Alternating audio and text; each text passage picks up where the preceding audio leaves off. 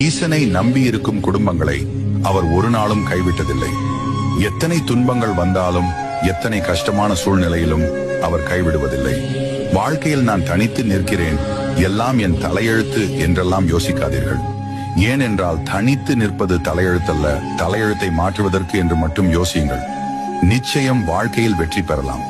வாழ்க்கையில் உங்களை அதிகமாக காயப்படுத்தியவர்கள் முன்பு கலங்கி நிற்காதீர்கள். அவர்கள் முன் மகிழ்ச்சியாக புன்னகைத்து வாழுங்கள். அதுவே அவர்களுக்கு நீங்கள் கொடுக்கும் மிகப்பெரிய தண்டனை. வறுமையை கடந்து பார், செல்வம் வரும். அழுகையை கடந்து பார், தைரியம் வரும். தோல்வியை கடந்து பார், வெற்றி வரும். அதன் பின்னே சென்று பார், மகிழ்ச்சி வரும். அது நிச்சயம் உன்னை தொடர்ந்து வரும். தளர்ந்து போனவர்கள் அங்கேயே முடங்கி போகிறார்கள். தோல்வியில் இருந்து கற்றுக்கொண்டவர்கள் முன்னோக்கி போகிறார்கள். தோல்வியை ஒரு முறை எதிர்த்து நெல், உன்னை தோற்கடிக்க யாரும் இல்லை என்ற தைரியம் வரும். உங்கள்